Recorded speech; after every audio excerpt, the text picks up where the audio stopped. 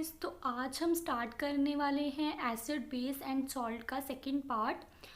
तो इस वीडियो को देखने से पहले मैं आपको सजेस्ट करूंगी कि आप पिछला जो वीडियो है चैप्टर का वो ज़रूर देखें, क्योंकि तभी आपको जो नेक्स्ट पार्ट है वो अच्छे तरीके से समझ आएगा। तो शुरू करते हैं आज की वीडियो के साथ। तो हमने पिछली वीडियो में डिस्कस किया था कुछ प्रॉपर्टीज़ एसिड्स और बेसिस की, यानी कि कुछ रिएक्शंस की थी, जैसे एसिड्स और बेस जो हैं वो कैसे रिएक्ट करते हैं। इस वाला जो पार्ट है इसमें भी हम वही रिएक्शंस को ही कंटिन्यू करेंगे। तो सबसे पहली जो हमारी आज की रिएक्शन है वो है reaction of metal carbonates and metal hydrogen carbonates with acids. तो ये दोनों जो कंपाउंड्स हैं metal carbonates and metal hydrogen carbonates, ये सेम तरीके से रिएक्ट करते हैं एसिड्स के साथ, इसीलिए हम इन रिएक्शन को इकट्ठे स्टडी करते हैं, क्योंकि जो दोनों जो कंपाउंड है हमारे पास वो हमें सेम एंड प्रोडक्ट देते हैं। यानी कि जब हम मेटल कार्बोनेट को रिएक्ट करते हैं एसिड के साथ और मेटल हाइड्रोजन कार्बोनेट को रिएक्ट करते हैं एसिड के साथ, तो दोनों ही केसेस में हमें प्रोडक्ट्स जो हैं वो सेम मिलते हैं।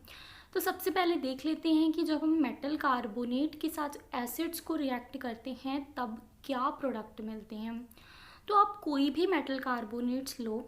मेटल कार्बोनेट का मतलब होता है जिसमें एक मेटल हो और दूसरा कार्बोनेट हो।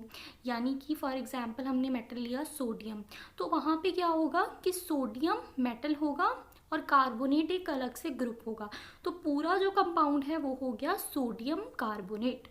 तो हमने लिया है सोडियम कार्बोनेट। अब एसिड आप कोई भी ले सकते हो। तो इस केस में इस वाली जो एग्जाम्पल है उसमें हमने एसिड लिया है HCl। तो हमने एक मेटल कार्बोनेट लिया और एक लिया एसिड यानी कि HCl। इन दोनों को हमने रिएक्ट करवा दिया है। सो रिएक्शन के बाद जो प्रोडक्ट हमें मिलेंगे दैट इज़ सॉल्ट मिलेगा एक हमें, तो ठीक है, एक वाटर मिलेगा और एक कार्बन डाइऑक्साइड मिलेगा। तो ये रिएक्शन ऑलमोस्ट सिमिलर है वो वाली रिएक्शन से जो हमने पिछले वीडियो में की थी। पिछले वीडियो में हमने की थी reaction of acids and bases, यानी कि जब हम रिएक्शन करते हैं एसिड और बेस में तब हमारे पास जो प्रोडक्ट्स आ रहे थे वो आ रहे थे, एक सॉल्ट आ रहा था और एक वाटर आ रहा था। तो इस केस में भी सेम है। इस केस में लेकिन बन क्या रहा है आपके पास, एक सॉल्ट वाटर, बस एक एक्स्ट्रा जो है वो है कार्बन डाइऑक्साइड। तो सॉल्ट देख रहे हैं कौन सा मिल रहा है हमें, तो इस केस में जो सॉल्ट है दैट इज NaCl। ठीक है, NaCl कैसे मिला हमें, ये जो Na पॉजिटिव है ये कंबाइन कर गया इसके Cl नेगेटिव के साथ, तो एक तरह की डिस्प्लेसमेंट रिएक्शन हो गई है इनके बीच। और यहाँ पे जो CO2 है यहाँ से निकल गया कार्बन डाइऑक्साइड, और ये जो दो वाटर के मॉलिक्यूल थे ये कंबाइन कर गए ऑक्सीजन के साथ और हमको मिल गया एक वाटर। ओके, सो हमारे पास क्या आ गया, salt, water and carbon dioxide. तो सिमिलर केस है जब हम रिएक्ट करते हैं एसिड को मेटल हाइड्रोजन कार्बोनेट के साथ। फ़र्क सिर्फ इतना है कि जैसे मेटल कार्बोनेट में होता था कि सिर्फ कार्बोनेट ग्रुप है, यहाँ पे एक मेटल होगा, एक हाइड्रोजन होगा और एक कार्बोनेट होगा। ठीक है, सो ये देखिए ये है मेटल हाइड्रोजन कार्बोनेट, यानी कि Na ये मेटल है और H ये हमारे पास हाइड्रोजन हो गया और एक साथ में हो गया carbonate. So metal hydrogen carbonate जब रिएक्ट करता है HCl के साथ तो सेम प्रोडक्ट्स देगा हमें। सेम प्रोडक्ट्स कौन से होंगे, एक सॉल्ट होगा NaCl, एक कार्बन डाइऑक्साइड है और एक वाटर है। तो अभी ये रिएक्शन हमने स्टडी की है थ्योरेटिकल बेसिस पे। अब करते हैं रिएक्शन को प्रैक्टिकल बेसिस पे, यानी कि अगर आपको इसको परफॉर्म करना है तो आप किन किन चीज़ों का ध्यान रखते हैं वो देखते हैं। सो वो है हमारी नेक्स्ट एक्टिविटी। सो इसको हम एक एक्टिविटी के रूप में देखते हैं। अगर आप अपनी NCERT की बुक देखोगे तो आपको एज इट इज़ ये जो प्रॉपर्टी है ये एक्टिविटी मिल जाएगी। तो आप सबसे पहले इस एक्टिविटी को करना और बाद में कोशिश करना कि ये रिएक्शंस को करें। ठीक है, तो इस रिएक्शन में होता क्या है, देखो थ्योरेटिकल भी हमने वैसे ही किया था कि सबसे पहले HCl लिया और मेटल कार्बोनेट लिया। तो इस केस में भी ऐसा है, हम क्या करेंगे, एक टेस्ट ट्यूब ले रहे हैं हम यहाँ पे। तो ये हमने क्या ली, एक टेस्ट ट्यूब ले ली। टेस्ट ट्यूब में हमने क्या डाला, सोडियम कार्बोनेट। सो ये सोडियम कार्बोनेट के छोटे छोटे सॉलिड चिप्स जैसे होते हैं, ठीक है। सो सोडियम कार्बोनेट डाल दिया। अब हमने डालना है HCl। तो HCl हम कौन सा लेंगे, डाइल्यूट हाइड्रोक्लोरिक एसिड, ओके। क्योंकि HCl अगर हम कॉन्सेंट्रेटेड यूज़ करते हैं तो वो HCl बहुत स्ट्रॉन्ग होता है, तो हो सकता है कि जो रिएक्शन है वो ना हो, इसी वजह से हम जो है वो डिल्यूट HCl यूज़ करते हैं। सो आपको पता है कि HCl की वजह से जो एंड प्रोडक्ट्स हैं, एक तो सॉल्ट होता है, तो NaCl का सॉल्ट टेस्ट ट्यूब में नीचे ही हो जाएगा, ठीक है। एक वाटर होता है प्रोड्यूस, सो वाटर भी टेस्ट ट्यूब में ही रहेगा। लेकिन एक और चीज़ होती है जो गैशियस फॉर्म में होती है, that is carbon dioxide. So carbon dioxide हमारे पास आ जाएगी टेस्ट ट्यूब में, तो लेकिन उसको इकट्ठा भी तो करना है, इसीलिए हमने यहाँ पे एक कॉक यूज़ की है। कॉक हमने इसलिए यूज़ की है ताकि जो गैस है वो एटमॉस्फेयर में यानी कि बाहर ना जा पाए, सिर्फ जो गैस है उसको हम अलग से इकट्ठा कर सकें, ठीक है। सो गैस हमने इकट्ठी करनी है, इसलिए टेस्ट ट्यूब में क्या लगाई है हमने, कॉक यूज़ की है। तो ये जो येलो कलर की आपको दिख रही है ना, ये कॉक है, ठीक है। सो कॉर्क के बाद हमने लगा दिया यहाँ पे एक डिलीवरी ट्यूब लगा ली। तो डिलीवरी ट्यूब का काम क्या है, इसको कार्बन डाइऑक्साइड को इकट्ठा करना है। तो यहाँ से कार्बन डाइऑक्साइड इकट्ठी होके इस डिलीवरी ट्यूब के थ्रू बाहर जाएगी, ठीक है। तो कोई भी रिएक्शन को करने का मेन पर्पस जो है वो यही होता है कि उस रिएक्शन से हम कुछ यूज़फुल प्रोडक्ट्स जो है वो ले पाएँ, ठीक है। सो NaCl और वाटर दोनों सॉल्ट, एक तो सॉल्ट है एक वाटर है, तो हमारे ज़्यादा काम की नहीं है। लेकिन जो हमारे पास कार्बन डाइऑक्साइड प्रोड्यूस हो रही थी, इसको हम किसी भी रिएक्शन में कंटिन्यू कर सकते हैं। तो इसीलिए हमने क्या किया, हमने जो कार्बन डाइऑक्साइड हमारे पास आ रही थी उसको हमने इस डिलीवरी ट्यूब से लेते हुए उसके नीचे एक और टेस्ट ट्यूब लगा दी। एक और टेस्ट ट्यूब लगाने, देखो रिएक्शन तो यहीं पे कंप्लीट हो गई, जो आपकी रिएक्शन थी एसिड्स की मेटल कार्बोनेट्स के साथ या मेटल हाइड्रोजन कार्बोनेट्स के साथ, वो यहीं पे कंप्लीट हो गई है। लेकिन उसके बाद हमने जो प्रोडक्ट्स हैं उनको यूटिलाइज़ करना है। तो उन प्रोडक्ट्स को यूटिलाइज़ करने के लिए आप क्या करोगे, एक कैल्शियम हाइड्रोक्साइड जो सॉल्यूशन है वो लोगे। देखो क्योंकि मुझे पता है फॉर एग्जांपल कि अगर हम कैल्शियम हाइड्रोक्साइड को कार्बन डाइऑक्साइड के साथ रिएक्ट करते हैं तो कुछ यूज़फुल बन सकता है, तो इसी वजह से मैंने ये सोल्यूशन लिया है। तो इसलिए हम ये सॉल्यूशन लेंगे, कौन सा, कैल्शियम हाइड्रोक्साइड। कैल्शियम हाइड्रोक्साइड का फॉर्मूला होता है CaOH ट्वाइस, ओके।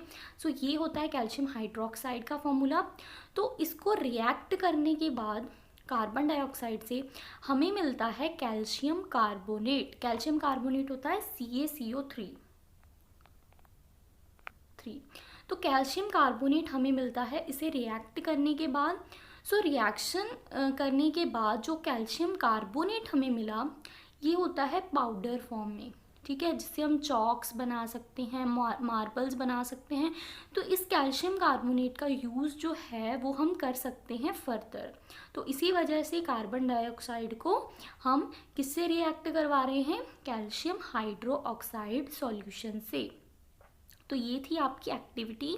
बेसिकली आपकी रिएक्शन यहाँ पे कंप्लीट हो जाती है जब कार्बन डाइऑक्साइड रिलीज़ हो गई, ठीक है। लेकिन उस कार्बन डाइऑक्साइड को यूज़ करने के लिए हम फर्दर उसको डिलीवरी ट्यूब से पास करवा के क्या करते हैं, कैल्शियम हाइड्रोक्साइड जो सॉल्यूशन है उससे रिएक्ट करते हैं, ठीक है। तो यही रिएक्शन का पर्पस है।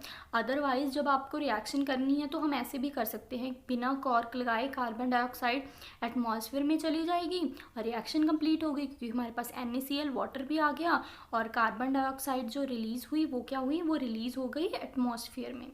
सो इसका मतलब कि हमको यूज़ करनी थी, इसीलिए हमने कॉर्क लगा के उसको ट्रांसफ़र कर दिया। तो ये हमारी रिएक्शन हो गई। तो रिएक्शन भी हो गई और रिएक्शन का हमने यूज़ भी कर लिया, तो दोनों चीज़ें यहाँ पे कवर हो गई हैं।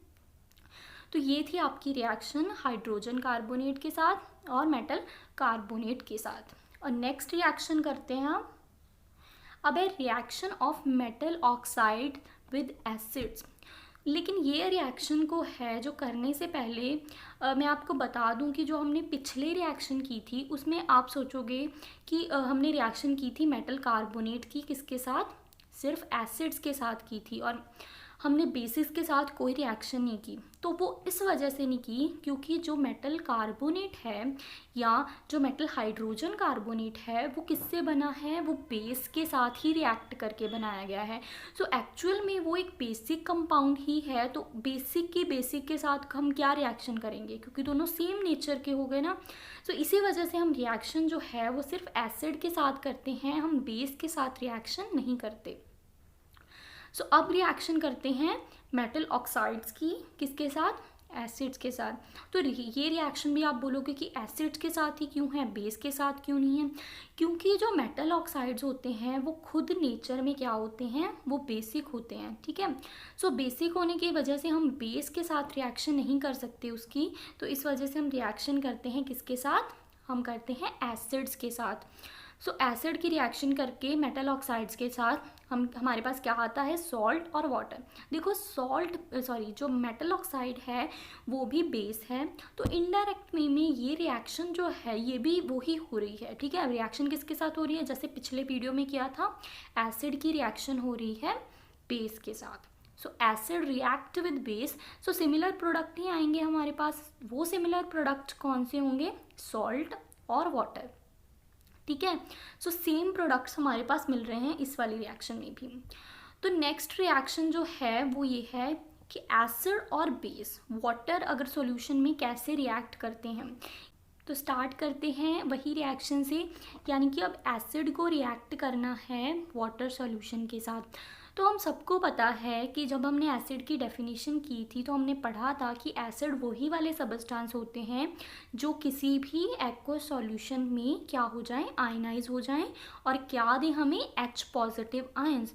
तो पता है हमें ऑलरेडी डेफिनेशन से ही कि जब एसिड को वाटर में मिक्स करेंगे तो क्या होगा, एसिड की आयनाइजेशन होगी और हमें H पॉजिटिव आयंस मिलेंगे। तो लेकिन हमें एक एक्टिविटी के थ्रू ये प्रूफ करना है कि क्या ये जो H पॉजिटिव आयंस हैं ये सिर्फ मतलब सॉल्यूशन में भी होते हैं या अदरवाइज भी जो है आयनाइजेशन हो सकती है। तो हम रिएक्शन करने वाले हैं एसिड्स की रिएक्शन वाटर सॉल्यूशन के साथ, और सिमिलरली बेस की रिएक्शन करेंगे वाटर सॉल्यूशन के साथ। तो सबसे पहले देखते हैं एसिड वाटर सॉल्यूशन में कैसे रिएक्ट करता है। सो एसिड लेने से पहले हम एक एक्टिविटी करेंगे जिससे हम प्रूव करेंगे कि जो एसिड्स हैं ये सिर्फ वाटर में ही आयनाइज होते हैं, यानी कि जो एसिड हैं उसके जो आयंस बनते हैं, यानी कि अगर HCl लेंगे तो H पॉजिटिव हमें दे रहा है, वो सिर्फ एक्वा सॉल्यूशन में ही देता है, और अगर एक्वा सॉल्यूशन ना हो तो HCl जो है वो एज अ एसिड एक्ट नहीं करेगा। ओके, सो ये चीज़ प्रूव करने के लिए हम एक एक्टिविटी करने वाले हैं, और उस एक्टिविटी के अंदर हमने एक सॉल्ट लिया है, सॉल्ट को टेस्ट ट्यूब में लिया है, और वो सॉल्ट कौन सा है हमारे पास, NaCl है। ठीक है, सो NaCl लिया है, और हमने क्या लिया है, एक एसिड लिया है, वो है सल्फ्यूरिक एसिड। सो यही होता है फॉर्मूला H2SO4। ठीक है, सो H2SO4 लिया है हमने ड्रॉप वाइज और उसको NaCl में डाला है। तो इस रिएक्शन को करने के बाद यानी कि सॉल्ट रिएक्ट कर रहा है एसिड से, तो होगा क्या, यहाँ पे ये जो Na है ये रिएक्ट कर देगा, क्योंकि एक्चुअल में ये क्या है, Na पॉजिटिव आयन है, ये रिएक्ट कर देगा इसके SO4 नेगेटिव के साथ, और जो H पॉजिटिव है वो वाला, यानी कि ये वाला जो H पॉजिटिव है ये कंबाइन कर जाएगा क्लोराइड के साथ, और बन जाएगा हमारे पास HCl प्लस Na2SO4। ठीक है, Na2SO4 इससे बना और HCl ऐसे बना। तो अब हमारे पास आ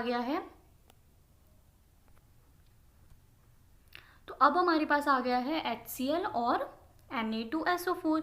लेकिन हमें इस एक्टिविटी के थ्रू चेक क्या करना था, हमें चेक करना था कि जो कोई भी एसिड है उसकी आयनाइजेशन करे बिना हम क्या उसको एसिड प्रूव कर सकते हैं, यानी कि हमको प्रूव ही यही करना था। तो हमें क्या चाहिए, हमें सिर्फ HCl ही चाहिए, क्योंकि HCl की नेचर ही प्रूव करनी है। तो HCl को हम क्या कर लेंगे, और देखो ये जो HCl प्रोड्यूस हुआ है ना हमारे पास, ये लिक्विड फॉर्म में नहीं है, ये है गैशियस फॉर्म में। तो अब हम इस एक्टिविटी से अच्छे से प्रूव कर सकते हैं, अगर तो ये गैशियस फॉर्म में जो HCl है, अगर ये भी वैसे ही एक्ट कर रहा है, वैसे ही सारे प्रूफ्स दे रहा है एसिड्स के, तो इसका मतलब ये होगा कि जो HCl है उसको सिर्फ एक्वा सॉल्यूशन में आयनाइजेशन की ज़रूरत नहीं है। HCl किसी भी फॉर्म में क्या कर सकता है, आयनाइजेशन कर सकता है। सो अगर हम इस HCl जो गैसियस फॉर्म में है, जैसे पिछले एक्टिविटी में किया था कॉर्क लगा के, तो हमने यहाँ पे क्या किया है, एक डिलीवरी ट्यूब लगा दी है। देखो इस केस में ये डिलीवरी ट्यूब लगा दी है, और ये डिलीवरी ट्यूब उस मटेरियल की बनी हुई है कि देखो जैसे गैस पास करेगी तो गैस क्या क्या होता है कि जो गैसेस के वेपर्स होते हैं वो कई बार लिक्विड में कन्वर्ट कर सकते हैं, ठीक है, क्योंकि इस ट्यूब के एंड के साथ रिएक्ट करके, या इस ट्यूब के जो एंड्स हैं डिलीवरी, ये देखो ये रही डिलीवरी ट्यूब, यहाँ से गैस पास हो रही है, तो इसके गैस के जो वेपर्स हैं वो इसके साथ टच होके लिक्विड की फॉर्म में कन्वर्ट ना हो जाएं, इसीलिए हमने जो ये डिलीवरी ट्यूब है वैसे ही मटेरियल की बनाई है। तो ऐसा नहीं होगा कि इसके साथ टच करके फिर से जो है लिक्विड में कन्वर्ट हो जाएगा, ये गैसियस फॉर्म में ही रहेगा। तो यहाँ पे ये जो ट्यूब थी इसके एक एंड पे हमने यहाँ पे लगा दिया ब्लू लिटमस पेपर। तो देखो अगर HCl को गैसियस फॉर्म में भी वैसे ही रिएक्ट करना है तो ये ब्लू लिटमस पेपर किस में कन्वर्ट हो जाएगा, रेड लिटमस पेपर में। लेकिन जब हम इसको लेके आए इसके बिल्कुल पास तो बिल्कुल चेंज नहीं हुआ, यानी कि जो ब्लू लिटमस पेपर है वो ब्लू ही रहा, वो रेड नहीं हुआ। इसका मतलब ये हुआ कि HCl जो है वो एक्वस फॉर्म में ही आयनाइजेशन करता है, यानी कि HCl H पॉजिटिव तभी देगा जब उसके पास आयंस होंगे, और आयंस किस में कन्वर्ट हो जाएंगे, वाटर के अंदर ही H पॉजिटिव और जो Cl नेगेटिव है उसमें कन्वर्ट होंगे।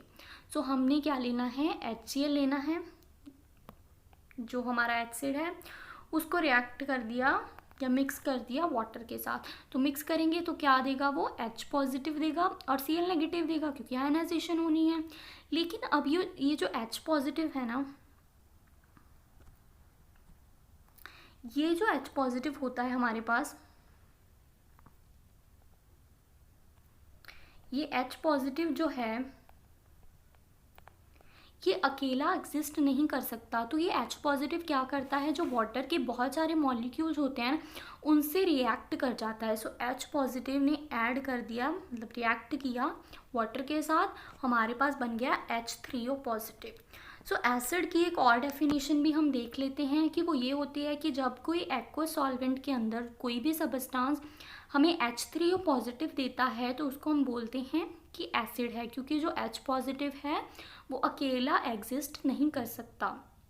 सो H3O पॉजिटिव हमें मिलेगा किसके अंदर, वाटर के अंदर। सो ये थी एसिड की कुछ रिएक्शन। सो सिमिलरली बेस भी ऐसे रिएक्ट करता है वाटर के अंदर। सो अब देख लेते हैं कि आपको एसिड्स को अब यूज़ कैसे करना है। देखो आप थ्योरेटिकल फॉर्म में ये चीज़ें पढ़ते हैं तो बहुत इजी लगती हैं, लेकिन जब एसिड्स के साथ, क्योंकि बेस बहुत माइल्ड होते हैं, बेस इतने ज़्यादा हार्मफुल नहीं होते हमारे लिए, लेकिन जो एसिड्स हैं वो बहुत ही ज़्यादा स्ट्रॉन्ग होते हैं कई बार, और लैब में उनको हैंडल करना it's not easy. Okay, so lab में उसको कैसे हैंडल करते हैं वो कुछ स्टेप्स देख लेते हैं। सो पहला तो है कि जब भी हम जो रिएक्शन करते हैं एसिड की वाटर के साथ, ठीक है, या बेस की रिएक्शन करते हैं वाटर के साथ, यानी कि एसिड और वाटर को मिक्स करते हैं जब भी हम, तो वो रिएक्शन जो है हमेशा एक्सोथर्मिक होती है। एक्सोथर्मिक रिएक्शन वो होती है जिसमें जो हीट रिलीज हो, ठीक है। फॉर एग्जांपल यहाँ पे हमने बीकर लिया जिसमें वाटर है, अब हम जब एसिड डालेंगे तो ये बीकर जो है वो गर्म हो जाएगा, ठीक है। सबसे पहले तो ये देखना है कि कभी भी आपको एसिड जो है वो वाटर में डालना है, लेकिन वाटर को एसिड में नहीं डालना। मतलब ऐसे नहीं करना कि इस बीकर में एसिड है और आप ऊपर से वाटर ऐड कर रहे हो, ठीक है, क्योंकि एसिड ज़्यादा होगा और क्योंकि जब ऐड करेंगे तो एकदम से करेंगे, एसिड बहुत ज़्यादा होगा और वाटर कम होगा, तो रिएक्शन एकदम से बहुत ज़्यादा एक्सोथर्मिक हो जाएगी, जिसकी वजह से बहुत ज़्यादा हीट रिलीज़ होगी। तो उसी वजह से हम जो वाटर है ऊपर से ऐड नहीं करते, एसिड को ड्रॉप वाइज ऊपर से ऐड करते हैं। सो एसिड को भी हमको ड्रॉप वाइज ऐड करना है, एकदम से ऐसे पूरी बॉटल नहीं डालनी। ठीक है, आपको जितना भी एसिड ऐड करना है आप उतना एसिड लोगे, उसको मेजर करोगे और प्रॉपर से उसको ऊपर से ऐसे डालोगे और साथ में उसको स्टर करोगे। ठीक है, क्योंकि जो एसिड होता है बहुत स्ट्रॉन्ग होता है और बहुत हार्मफुल होता है। रिएक्शन एक्सोथर्मिक होने की वजह से होगा क्या कि वो बीकर जो है एकदम से हीट पकड़ लेगा और जो बीकर है वो फट भी सकता है बर्न होने की वजह से। सो इसीलिए आप इन बातों का ध्यान रखें जब भी आप लैब में जो एक्सपेरिमेंट्स है उनको परफॉर्म कर रहे हैं, और कोशिश करना कि हमने जितनी भी एक्टिविटीज़ की हैं उनको लैब में परफॉर्म करके देखना। क्योंकि अगर एक बार आप लैब में परफॉर्म कर लेते हो, देखो बहुत सिंपल रिएक्शंस हैं, बहुत सिंपल एक्सपेरिमेंट्स हैं, आप आराम से लैब में कर सकते हो। एक बार लैब में परफॉर्म कर लिया तो उसके बाद आपको ये रिएक्शंस कभी नहीं भूलेंगी। तो कोशिश करना कि उसको लैब में ही परफॉर्म करके देखो। अब इसके बाद हमारा एसिड बेस का जो ये रिएक्शन है ये कंप्लीट है। नेक्स्ट वीडियो में करने वाले हैं पीएच के बारे में, यानी कि कोई भी एसिड कितना स्ट्रॉन्ग है और कितना वीक है ये हमें कैसे पता चलता है, ये सब करेंगे। अगर ये वीडियो आपको अच्छी लगी तो प्लीज़ लाइक कीजिए, और अगर कोई भी प्रॉब्लम है, कोई भी क्वेश्चन है इस वीडियो के रिगार्डिंग, तो आप मुझे कमेंट सेक्शन में पूछ सकते हो। Thank you so much.